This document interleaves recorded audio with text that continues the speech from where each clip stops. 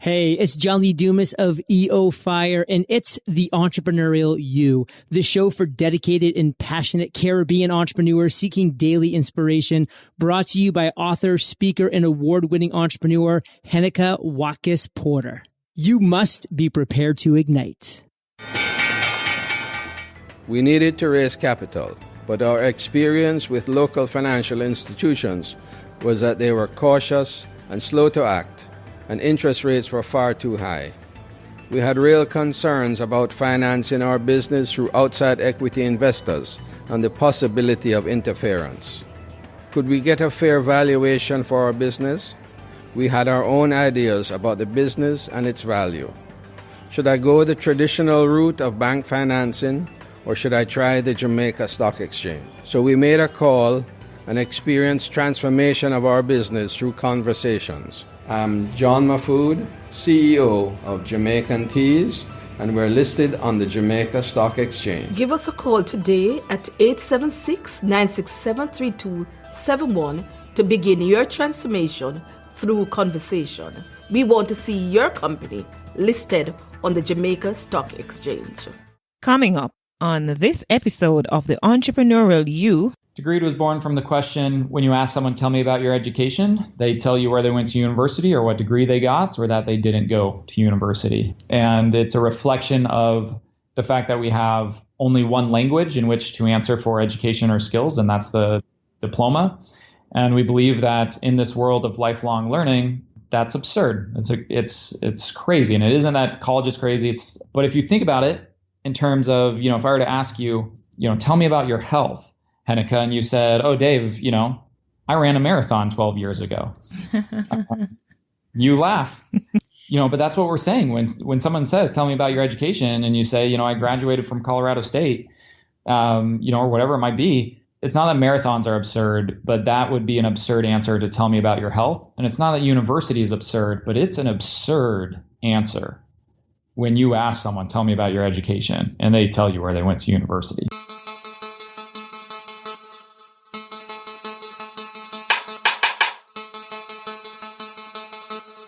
It is what we know already that often prevents us from learning. Claude Bernard. Hello, my peak performer. How are you doing today? It is such another great pleasure to be doing the Entrepreneurial You for you. It is episode 156 of the podcast. I'm Heneka Watkis-Porter, of course. And today's episode is with David Blake. David has spent his career innovating in lifelong learning, both corporate training and higher education. He is the co-founder of Degreed and the Future of Work Studios. He's on a mission to future-proof our workforce and companies, help the world speak the language of skills instead of college degrees, and use learning and skills to enable everyone to fulfill their personal missions. He is the co-author of The Expertise Economy and is an expert on the future of credentials and skills. So, of course, I'm really excited about this conversation, particularly since I've met David in person at the recently concluded ATD Tech Knowledge Conference where we both were presenters. So, welcome, David. Welcome. I'm really so happy to have you on. Thank you. So, before we start our topic, which is using learning to engage, compete, and succeed.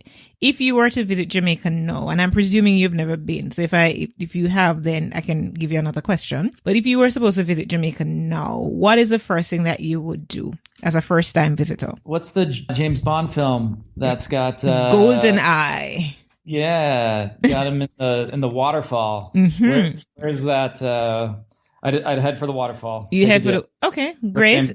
Swam. And especially now, since it's hot, it's not like, of course, yes, I'm going to say San Jose was very cold. For me, it was very cold. It's hot right now. And so, that would be a great place to start. So thank you for that. All right.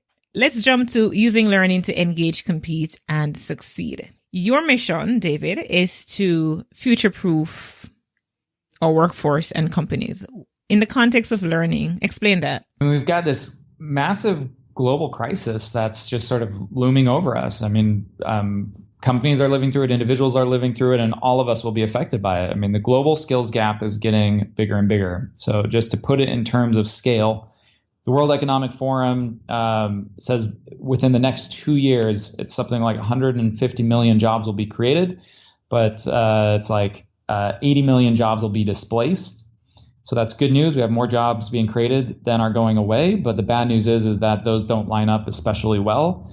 And so we've got just this massive mobility of the workforce and of our companies, and in our own lives on a micro scale. This is true, which is the half-life of our skills is diminishing. We've got to continually be learning, moving forward. And we've just got to move the world into the future and help people do that as best, smartly, and pain-free as we can. Mm-hmm. And how is the workforce being prepared for these new jobs, for taking up these new positions that will become available? Is the current workforce being adequately prepared in your mind? No, I don't believe so. It's in a world that was more stable. This whole model of sort of feast and then famine in terms of both training and education worked. You could go to university, you could go do an apprenticeship and be upskilled, and then practice that craft or apply that knowledge over a stable career that would last you 30, 40, sometimes 50 years. But that world no longer exists. And yet we're still, left largely with the same system of higher education, with primarily the same system of skilling. And so we've got the old tools in a new world, and just as fast as we can, we've got to, readjust to our new reality. And I believe it's Thomas Friedman, who talks about just the rate that technology is scaling surpass the rate at which human beings are able to adapt circa 2007. Like, this isn't the same. We sometimes people talk in terms of the industrial revolutions. We're living through the fourth industrial revolution. Yes, historically there have been the other industrial revolutions, times at which technology sprinted out in front of sort of human capability. But what we're living through right now is fundamentally different, in that the slope of the line has actually changed. Technology can scale faster than human beings can learn. And that has never been true before. And so we've got to, readjust to a fundamentally new equation that humanity has never confronted, never lived through. Mm-hmm. It seems as though what you've just described is, a revolution as it relates to learning. No, you've hit a point that the technology seem to change faster than we can learn. How does the workplace, how does organizations keep up with what's happening? You've got to, at some level, fight fire with fire. If you understand what's going on, very simply, there's been two radical fundamental shifts. One is the world went from information being scarce, education being inaccessible. And now, all of a sudden, we live in a world of data and information abundance, and education has been democratized, and it's highly accessible. Every single one of the listeners right now can go get a Ivy League education for free between Coursera and edX and MITx and HarvardX and OER and all of the resources that are out there now, FutureLearn and whatnot. It is true. Ivy League education is accessible to everyone today. And that is, so we've gone through that shift.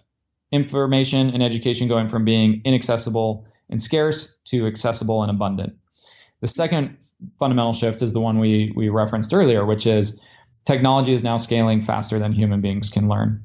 So you add those two things together, and here's how you have to begin to address it.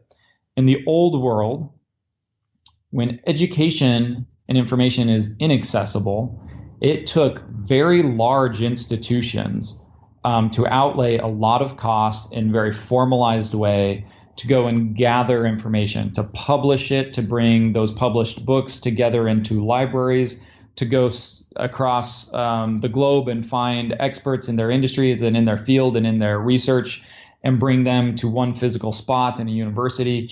We would then take years of our lives off at a time in a world where that expertise and information and education is inaccessible. The most efficient model was for us to take years of our lives, physically uproot ourselves, go to where those institutions were, go to where those experts were, to learn at their feet, to absorb as much of it as we can, and then to go out and apply it. And that whole model is just fundamentally now has to radically shift. And so in a world where information is accessible and abundant, what organizations, what individuals must need to be doing is continuous lifelong learning. Instead of feasting, famine, learn, and then apply, we need to just be continually learning a little bit in the flow of our lives, in the flow of our work. But now, the mandate and our reality is over the entirety of our lives. Mm-hmm.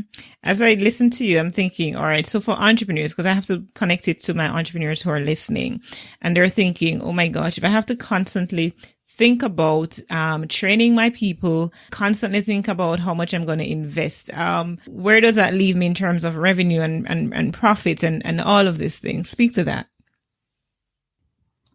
Yeah, I mean, time's an expensive trade-off. Giving time to learning is hard. It's expensive. We have a lot of demands, I think, and that's one of the things we see the world and organizations struggling with. At Degreed, we just said, and we ourselves, we were a startup that was subject to all of the same pressures as every other startup, having to, grow, having to hire. If we don't close the sales, we can't make payroll, a very real necessity of progress. And yet we said, learning is sacred. Anytime that people take in learning is sacred. Anything you need to learn, we gave people the time. We also gave them the money. From the earliest of days when we hadn't raised any venture capital money, before we had revenues, we made decisions to even then invest in and upskill our people. So it can be painful, but I think, if you don't take that long arc of believing that it's a, sort of a mandate in today's world, an investment that pays off, you're going to lose your people. You're going to have high churn. You're going to miss innovation cycles. You aren't going to be able to compete and keep up. Mm-hmm. All right. I want to spend some time, David, looking into some aspects from your book. But before we get into that, you just kind of allude to Degreed. And, for those of my listeners who have never heard of the company before, just give us a synopsis into who you are, what's your focus. I mean, we kind of mentioned something in the intro, but outside of that, a little more. Degreed was born from the question, when you ask someone, tell me about your education, they tell you where they went to university or what degree they got, or that they didn't go to university. And it's a reflection of the fact that we have only one language in which to answer for education or skills, and that's the diploma. And we believe that in this world of lifelong learning, that's absurd. It's crazy. And it isn't that college is crazy. But if you think about it, in terms of, if I were to ask you, tell me about your health, Heneka, and you said, oh, Dave, I ran a marathon 12 years ago. You laugh, but that's what we're saying. When someone says, tell me about your education, and you say, I graduated from Colorado State, or whatever it might be, it's not that marathons are absurd, but that would be an absurd answer to tell me about your health. And it's not that university is absurd, but it's an absurd answer when you ask someone, tell me about your education, and they tell you where they went to university. I mean, it's just an absurdity. So that was the genesis of Degreed, was this belief that we have no ability to answer for our education or skills in real time. We always point back to formal education or training or the lack thereof.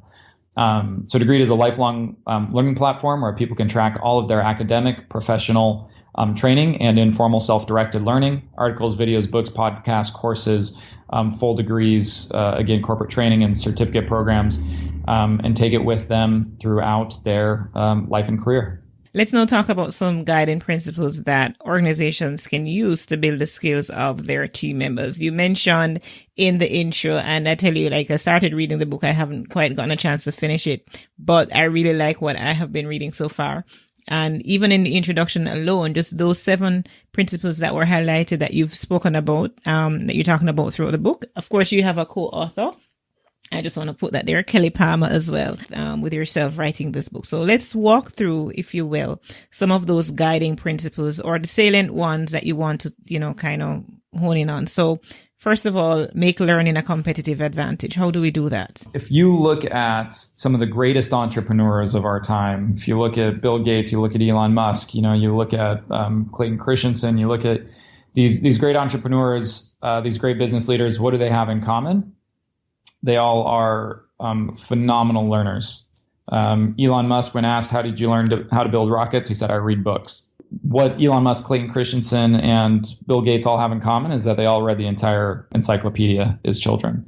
Like great learners, great leaders are great learners. You have to embrace that. I think we are accustomed. Here's what I'd say tactically for companies. How do you make learning a competitive advantage? Drucker strategy, culture beats strategy for breakfast. Like you've got to build this into your organization. Sending people off for one-time training, for one-time certification, is not how you win in this world. You've got to build a culture of continuous learning inside of your organization. Making learning a competitive advantage, we've looked at that. Then you also talk about embrace personalized learning. And I'm sure that is part of the solution that the Greed is giving. Embrace personalized learning because people all learn differently, right? I mean, that's true. Both, what habits you fall into as well as just how we come to knowledge and synthesize information. So that's the second one. And then talk about combat content overload. Because let me tell you, personally speaking, have you ever tried to go on the internet to search for something and you were supposed to spend like 15 minutes or less than that to find one thing and you end up spending like an hour or two because you've gone into this rabbit hole?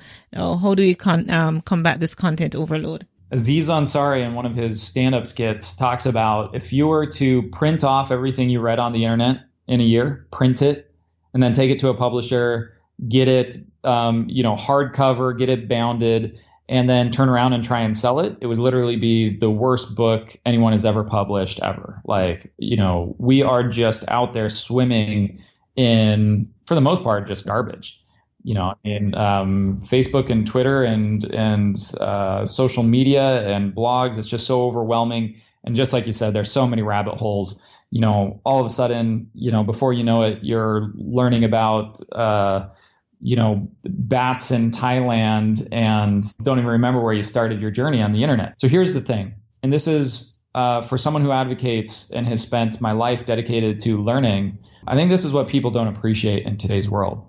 Is that curiosity is no longer the mark of a good learner. Curiosity will kill you. In a world of information abundance, will just get you lost. You'll just swim. The waves will crash over you and over you and over you. And unless you intend to try and make a run at beating Ken Jennings' Jeopardy title, like curiosity actually isn't going to give you much of a premium in your life anymore. Curiosity is no longer the mark of a good lifelong learner. In a world where information and education was inaccessible, curiosity was the force that was required to drive people through and to learning. But that's just no longer the case. So what makes for a good lifelong learner today? It's a different skill. Now it's being deliberate. It's about being good at curating. Just like you said, you get on Google, you start looking for something. I mean, you're just overwhelmed today with information. It's really a new skill set. When we went to school, the job that we were required to do was essentially to show up on time in the right place with a good attitude and do the hard work of synthesizing information and processing it and memorizing it and logging away, knowledge and facts. What we don't appreciate is that most of the other jobs that are required in a system of learning are now the jobs that make a good lifelong learner stand out. And so when we showed up in that classroom, we take for granted that there was a teacher who had created a syllabus and had curated information and topics, who had examined different texts and chosen our textbook or our materials. There was a school that cohorted a peer group for us so that we could have social context to our learning and other people we could learn with. There was a schedule that was set. There was physical space that was set aside. All of those things we never had to work at. We could just fully assume it and take it for granted. And now when you're on your own, so now you find yourself in your career, in your organization. And when you hear people talk about lifelong learning, people sort of default to assuming it's, the curious will survive, the curious will thrive. It's the exact opposite. It's the deliberate, the intentional, those who are willing to curate, to create systems of learning for their organization, people who are willing to filter out the noise, do the hard work of editorializing, curating good knowledge, sequencing it, building syllabus, building curriculum. All of those things are a ton of hard work, and it's not the hard work most of us are accustomed to in terms of learning. Said so much in that response. I know we talked about the 7 guiding principles, and just for reiterate, we're looking at using learning to engage, compete, and succeed, and talking about these guiding principles that David Blake has written in his amazing book. So far, we've looked at 3. We won't go through all 7. I'll mention all of them, however, but there is one I want to kind of finalize on. The 4 that are remaining: succeed with the right technology, understand the power of pairs, analyze your employees' skills with data and insights, and make skills and expertise count. Now, looking at the aspect of analyzing your employees' skills with data and insights, what are some of the tools that employers should be taking advantage of in making sure that is done? This is really why we built Degreed. Is we went out there and realized that we can't answer for our own education and skills in real time. And if we can't do it for ourselves, it certainly doesn't get easier when you try and account for the skills and knowledge of an entire workforce. And at the same time, in a world where the skills gap is growing, it's putting immense pressure into businesses who need to adapt, need to change. And, evidence of that, PricewaterhouseCoopers, PwC, has done their annual CEO survey where they go and ask a battery of the same questions to CEOs every year for now. It's, I think, the last 20 plus years. And CEOs have now identified the lack of the right skills as the 3rd highest threat to businesses globally. So it's this huge threat. It's this huge amount of pressure. And yet when you ask those same CEOs, can you tell me what skills your organization have? Can you tell me what skills your organization needs? We can't, because we can hardly answer what skills we have as an individual. So that's what it's all about, is we've got to get to the place where in this context of immense pressure, there's very real consequences if we don't get the right mix of skills as an individual and as an organization. And yet, how do we know what those are? How do we measure them? How do we build on them? So Degreed, you need technology. You need a system that can help do this at scale. I can't just have, one person saying, I'm an intermediate at, these skills. Someone else saying I'm, 4 out of 5 stars. Someone else saying I got certified by this corporate education platform or provider. The problem with it is the market's really noisy right now. Everyone went to a different, that we've all walked our own paths through our careers. We've had some very unique amalgamation of education and skills. How do you come back to an organization and begin to reflect that in a universal way? And that's where you need technology to step in and help. You've shared a lot, David, and somebody who runs an organization now may be wondering, okay, we've said all of this, so what? What's next? How does, yes, we, these are some principles, but where can I actually start now? Because I've looked at how I've run this organization, and truth be told, I find that I'm lacking. So where do I go next? What would you recommend? Reach out to me, david@degreed.com. These themes, we really built this because we believe that, the market was missing the help and tools it needed. I think beyond just Degreed, largely inside your organization, you might have some current mix of tools. How do you frame this? I think 3 things. First, you need to begin to have an answer for what skills does our organization have. 2, you need to begin to have some answer for what skills does our organization need. And 3, you then need some strategy and answer for how do we get from where we are in terms of the skills we have to that destination in terms of the skills we're going to need. And so be able to measure what you have, be able to identify what you need, and be able to close that gap. And I think that's a great place for any organization to start. Any team, any manager, any organization. Can we answer for the skills we have? How do we today? what do our HR or HCM systems enable already today? What can we do to begin to inventory those things? Are we speaking the language, to that second point, are we speaking the language of skills? When our organization says we have a new initiative, we need to open a new market, we need to launch a new product, we need to engage in a digital transformation, are you able to turn around and say what any of those business objectives will require in terms of skill? That's the discipline required to begin to move your organization to speak that language of skills. As always, take any objective and turn around and speak the language of what skills will be required. And then I'd say the market is most abundant in terms of the third challenge, which is how do we help upskill our people? We really have shifted to this world of abundance. We've shifted to this world where learning is democratized. You've got exceptional options at your fingertips today. From the abundance the internet gives us to offline, this new world of skilling programs and boot camps. No longer do we have to, every time we need to learn something, we don't need to pause for 2 years in our lives and go get a degree, an advanced degree. Today you can learn 3 hours at a time, 3 weeks at a time, 3 months at a time, and there's so many options, good options out there. Expertly presented, David Blake of Degreed. Thank you so much. And before I go again, I just want you to repeat your contact information. Well, you had mentioned the website, but where else might my community find you? Yeah, you can find me, degreed.com/David Blake, on Twitter @David Blake. Email me, david@degreed.com. Any of those, welcome any correspondence.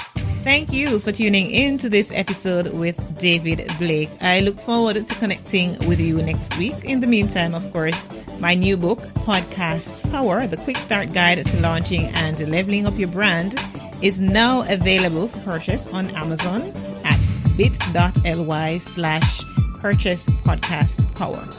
And also, I want to share with you that you can bring your team to the world's largest one-day leadership event for an unforgettable, immersive experience, or just bring yourself and connect with your fellow leaders on Thursday, May 7 at the Jamaica Pegasus Hotel in Kingston. Get your tickets at HenekaWatkis-Porter.com or call 876-849-2571. Remember, you were born to win, but to be a winner, you must plan to win, prepare to win, and expect to win. What good?